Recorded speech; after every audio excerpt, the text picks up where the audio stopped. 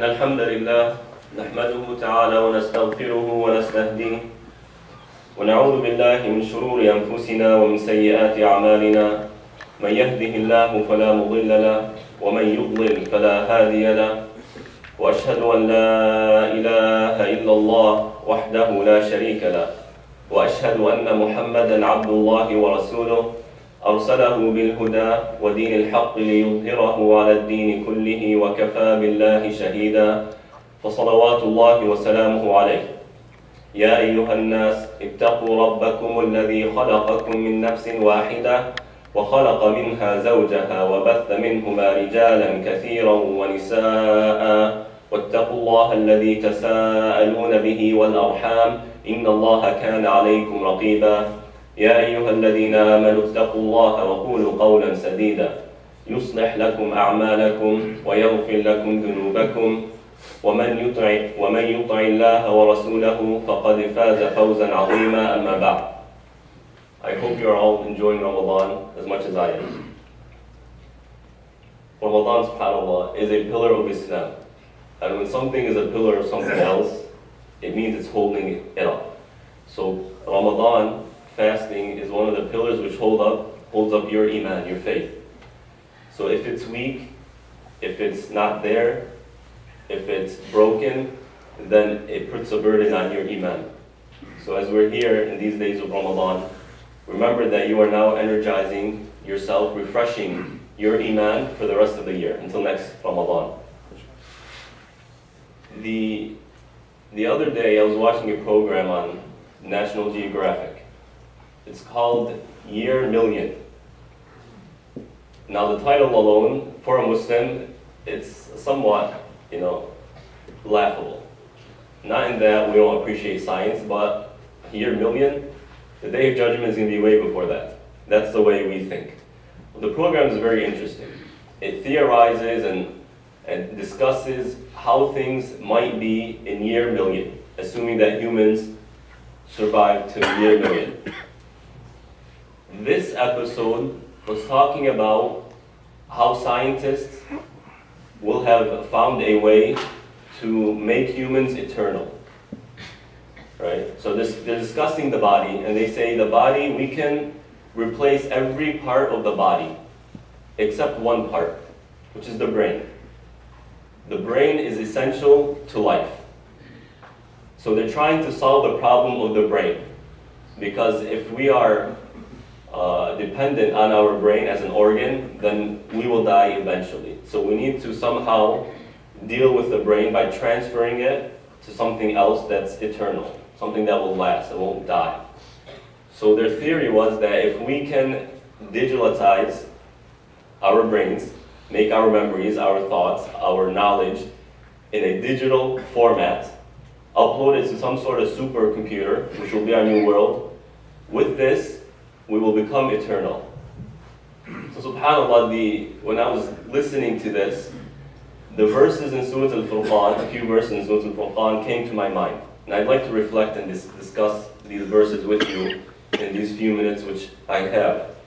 Allah subhanahu wa ta'ala says, talking about the misconceptions and the questions which the pagans of Mecca had for Muhammad sallallahu alaihi wasallam, trying to disprove his prophethood. They would say, وَقَالُوا مَا لِهَذَا الرَّسُولِ يَأْكُلُ الطَّعَامَ وَيَمْشِي فِي الْأَسْوَاقِ لَوْلَا أُنزِلَ إِلَيْهِ مَلَكٌ فَيَكُونَ مَعَهُ نَذِيرًا. If we can move up, please. Jazakumullah khair.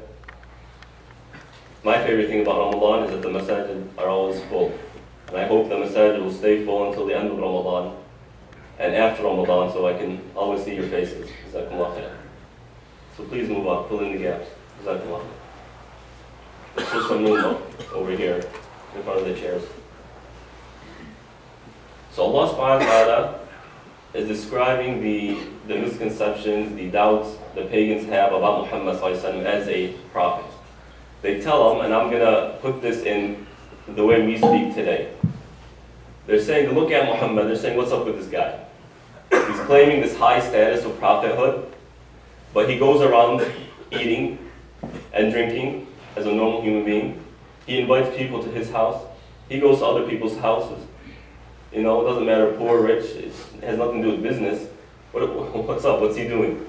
How can he claim this status, yet do actions that every commoner does? And not only that, he walks around in the markets. Celebrities don't walk around the markets. I mean, except in maybe a Hollywood Boulevard, but other than that, you won't find them in a Walmart or a Target. So what's the deal with this prophet? Why is he walking around buying his own necessities, his own clothes, his own food? All right? This can't be a prophet. Why is he doing that? Celebrities don't do that. They have everything brought to them. And not only that, he has no bodyguard. لَوْلَا أُنزِلَ إِلَيْهِ مَلَكٌ فَيَكُونَ مَعَهُ نَذِيرًا. He doesn't have a bodyguard warning people, stay away from him. You know, if you don't follow him, if you're not respectful to him, then, you know, I'm going to come after you legally. How can this be a prophet? أَوْ يُلْقَى إِلَيْهِ كَنْزٌ أَوْ تَكُونَ لَهُ جَنَّةٌ أَوْ تَكُونُ لَهُ جَنَّةٌ يَأْكُلُ مِنْهَا. Nor do we see wealth in abundance with him. He doesn't have treasures walking around him. He doesn't have this wealth. We don't see him in awesome cars. We don't see the Rolex, the $1,000 Rolex on his hand, nor the, what are the nice brands of shirts today? I forgot. We don't have this fashion styles and these clothes. How can he be a prophet? Not only that, we don't see this big house. He doesn't have a garden which he walks around and enjoys. He sits down by the pool looking on to the beautiful scenery. How can this be a prophet? He's not a prophet, he's just some sort of fraud. إِن تَتَّبِعُونَ إِلَّا رَجُلًا مَسْحُورًا. He's a fraud. This is what he is. And now Allah subhanahu wa ta'ala says, Unzur, talking to us, Unzur كَيْفَ ضَرَبُوا لَكَ الْأَمْثَالِ فَضَلُّوا فَلَا يَسْتَطِيعُونَ سَبِيلًا. Now Allah subhanahu wa ta'ala is telling us, listen to what they're saying. Listen to what these guys who are now theorizing for eternal life, look what they're saying. If you really look at the reality, what's this built off of? Why do they want to live an eternal life? Allah subhanahu wa ta'ala says very clearly, بَلْ كَذَّبُوا بِالسَّاعَةِ. They deny the day of judgment. That's it. That's the reality.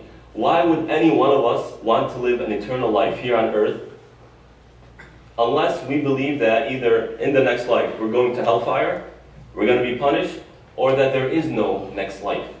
If we die, we lose everything. We become dirt.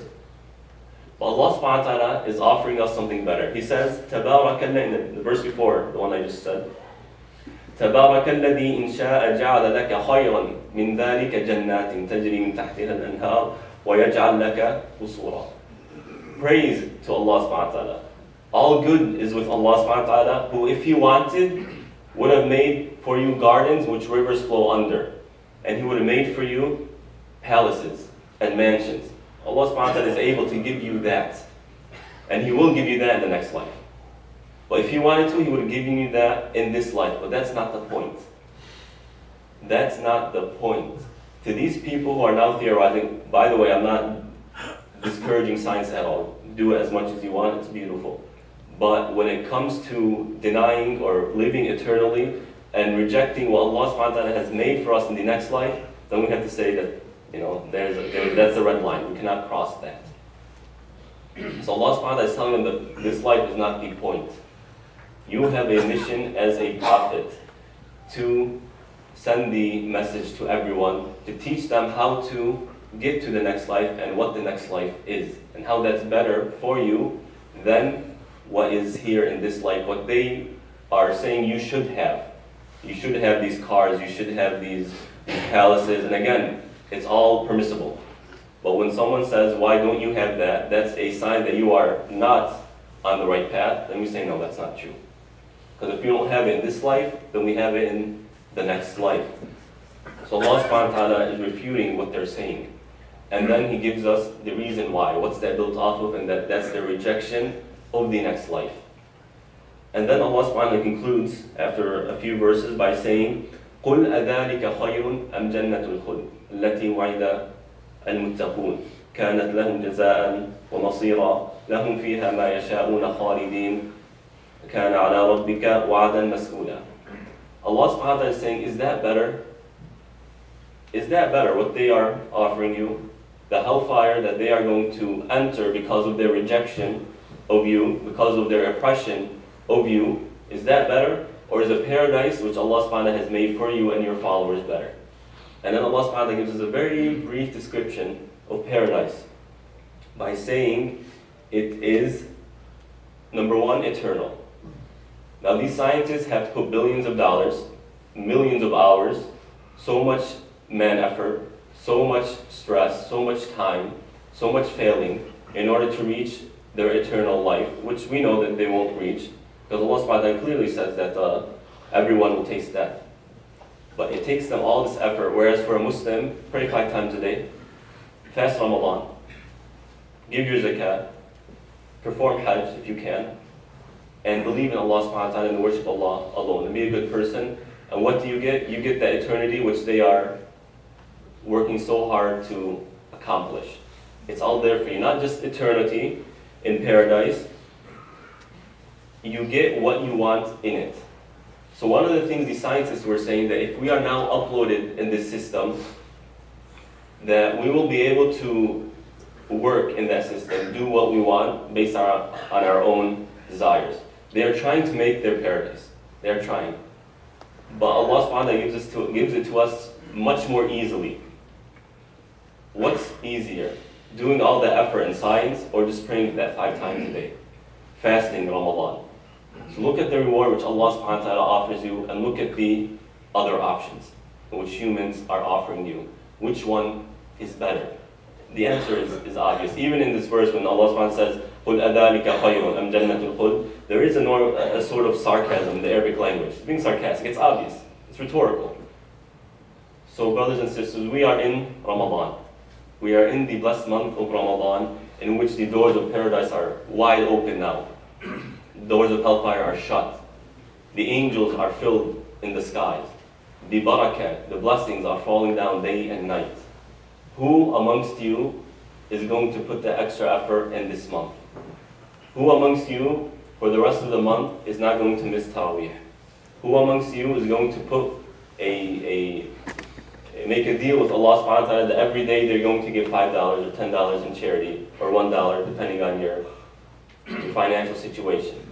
The days are still coming. We have a lot. We have the last 10 days, and I see that in Taraweeh it's getting less and less. Come back. Make sure you take advantage of what this month offers you.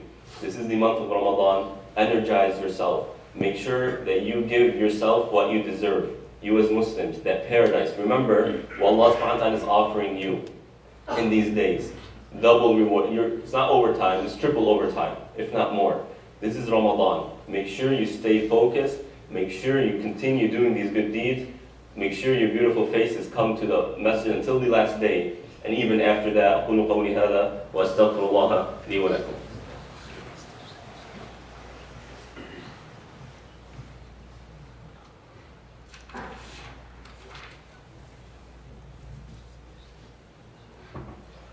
الحمد لله والصلاة والسلام على نبي الله وعلى آله وأصحابه ومن والاه. A few fiqh issues. Number one, zakat al-fitr. We all know what zakat al-fitr is. It is obligatory on a person to pay for themselves and anyone who they are financially responsible for. So for example, a man who's married and has kids. He's responsible for his wife and for his kids. Okay, so let's say there's a wife and 3 kids, that's 4 or 5 total. Okay, you need to pay $50, that's how it works. Anyone you're not responsible for, such as, for example, a father or a mother who have the finances to pay for themselves, an older child who, for example, is working by themselves, married, the daughter who's married, you are not responsible for her husband's responsible for her, just to put that out there. Number 2, the fidya, for those of us who cannot fast, and also they will not be able to fast in the future. Okay, they cannot fast now, nor will they be able to fast in the future, such as those who are diabetic, those who are elderly, who cannot physically sustain such a physical burden. Then they have the fidya, $10 per day. So all of Ramadan, 29 days, $290. Ramadan this year is 29 days, inshallah.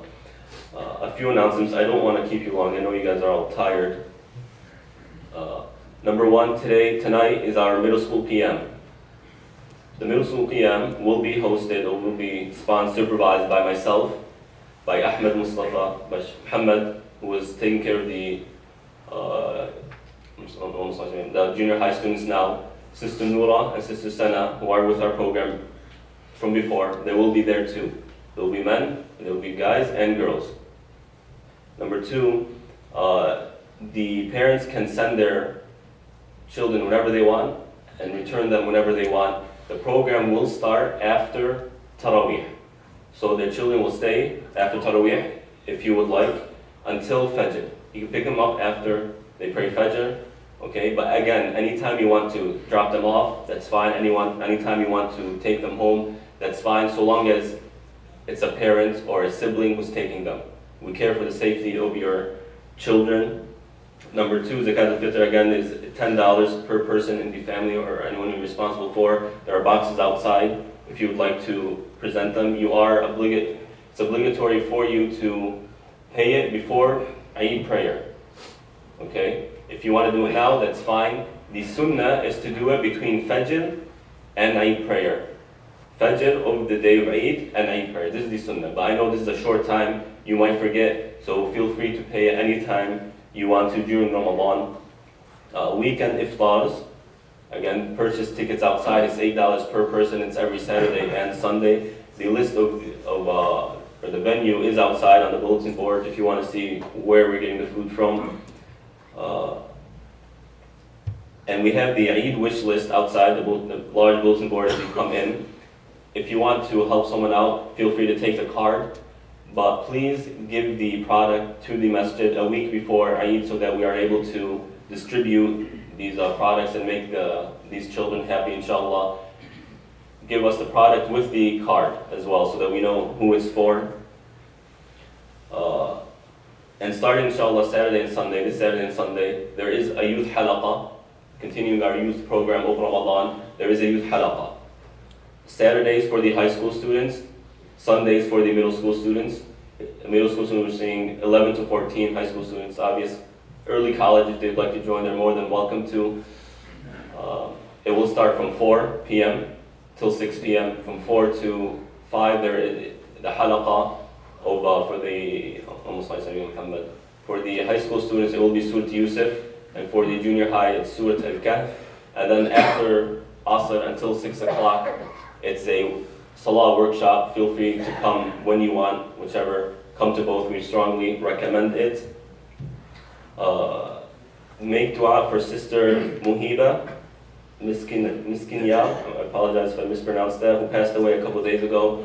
We ask Allah subhanahu wa ta'ala in this blessed month to accept her as a pious individual, accept her to paradise. We ask Allah subhanahu wa ta'ala to forgive her sins and to increase her good deeds. We ask Allah subhanahu wa ta'ala to make her family patient and to give them the ability to continue rewarding this person good deeds. اللهم اغفر للمسلمين والمسلمات والمؤمنين والمؤمنات الأحياء منهم والأموات إنك سميع قريب مجيب الدعوات يا رب العالمين. اللهم أصلح لنا ديننا الذي هو عصمة أمرنا وأصلح لنا دنيانا التي فيها معاشنا وأصلح لنا آخرتنا التي إليها معادنا واجعل الحياة زيادة لنا في كل خير واجعل الموت راحة لنا من كل شر. اللهم اقسم لنا من خشيتك ما تحول به بيننا وبين معصيتك ومن طاعتك ما تبلغنا بها جنتك ومن اليقين ما تهون به علينا مصائب الدنيا ومتعنا اللهم بأسماعنا وأبصارنا وقوتنا ما أبقيتنا واجعله الوارث منا واجعل ثأرنا على من ظلمنا وانصرنا على من عادانا ولا تجعل مصيبتنا في ديننا.